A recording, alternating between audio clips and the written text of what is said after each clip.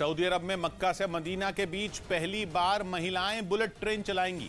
इसके लिए सऊदी अरब की 32 महिलाओं को अल हरमैन एक्सप्रेस ट्रेन चलाने की ट्रेनिंग भी दी गई, जो जल्द ही दुनिया की तेज रफ्तार ट्रेनों में शुमार अल हरमैन एक्सप्रेस ट्रेन को चलाती हुई नजर आएंगी। जिसके बाद पूरे पश्चिम एशिया में ऐसा पहली बार होगा जब महिलाएं बुलेट ट्रेन चलाएंगी। अभी सऊदी अरब की 32 महिलाओं को इस बुलेट ट्रेन को चलाने की ट्रेनिंग दी गई है, जिसका एक वीडियो भी सामने आया।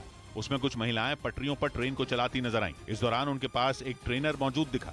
बताया जा रहा है ये महिलाएं मक्का से मदीना के बीच अल हरमैन एक्सप्रेस ट्रेन चलाएंगी, जो 450 किलोमीटर प्रति घंटा की रफ्तार से पटरियों पर दौड़ सकती है। इस इलेक्ट्रिक ट्रेन को 2018 में इस रूट पर लॉन्च किया गया था, जिसे अब महिलाएं चलाती दिखेंगी। इधर मध्य प्रदेश के बैतूल में एक नाबालिग के रेप का मामला सामने आने के बाद बवाल मच गया। भारी संख्या में सड़कों पर उतरे लोगों ने जमकर हंगामा किया, जिन्हें रास्ते से हटाने के लिए पुलिस को लाठीचार्ज करना पड़ा। गुस्साए लोगों ने एक कार को भी आग के हवाले कर दिया, जो देखते ही देखते पूरी तरह जल गई, जिसे पुलिस के जवान पानी डालकर बुझाते नजर आए। जो उपद्रवी हैं वो आइडेंटिफाई कर लिए गए। मध्य प्रदेश पुलिस ने नाबालिग के रेप की पुष्टि की, साथ ही आरोपी के खिलाफ केस दर्ज किया गया।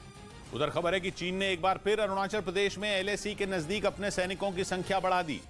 हाल ही में चीन के विदेश मंत्री ने न सिर्फ अरुणाचल बल्कि लद्दाख और उत्तराखंड में भी LAC पर शांति बनाए रखने का भरोसा दिया था, लेकिन अपने वादे पर चीन कुछ दिन भी नहीं टिका। खबर है कि वो अरुणाचल में सीमा के नजदीक एक बार फिर अपनी फौज को तैनात कर रहा है। बताया गया कि तवांग में भी पिछले कुछ दिनों से चीनी सैनिकों की हलचल बढ़ी है। इसके साथ ही खबर है कि चीन इन इलाकों में बड़ी संख्या में हथियारों की भी तैनाती कर रहा है, जिनमें कई घातक मिसाइलें भी शामिल हैं। यानी चीन एक बार फिर से अरुणाचल में सीमा लांघने की साजिश रच रहा है। हालांकि तवांग में झड़प के बाद चीन ने दोनों देशों के बीच संबंध सुधारने पर जोर दिया था, क्योंकि पहले गलवान और फिर तवांग में भारतीय सैनिकों ने चीनी सेना को बुरी तरह पीटा था, जिसके बाद खबर यह सामने आई थी कि चीनी सैनिकों का मनोबल पूरी तरह टूट चुका है और इसीलिए वो LAC पर तैनाती से बच रहे हैं। हालांकि भारत और चीन के बीच कुछ महीने पहले ये समझौता हुआ था कि दोनों देश LAC से अपने सैनिकों को धीरे धीरे हटाएंगे। इस मुद्दे पर भारत ने तो अपना वादा निभाना शुरू कर दिया था, लेकिन चीन अपनी चालाकी दिखाने से बाज नहीं आया। हालांकि घुसपैठ की उसकी हर कोशिश को भारतीय सैनिकों ने नाकाम कर दिया। इस बीच रक्षा मंत्री राजनाथ सिंह ने अरुणाचल प्रदेश के सियांग में एक पुल समेत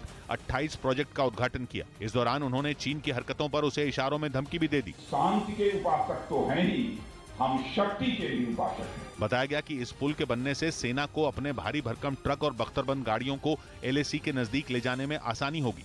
इधर कोलकाता में एक बुजुर्ग ने अपनी पत्नी की याद में 2.5 लाख की सिलिकॉन की मूर्ति घर के अंदर लगा दी, जिसकी एक तस्वीर भी सामने आई, जिसमें वो अपनी पत्नी की मूर्ति के साथ खड़े दिखाई दिए। बताया गया कि साल 2021 में कोरोना की वजह से बुजुर्ग की पत्नी की मौत हुई थी। यही वजह है कि उन्होंने अब अपनी पत्नी की याद में सिलिकॉन की मूर्ति को घर में लगाने का फैसला किया।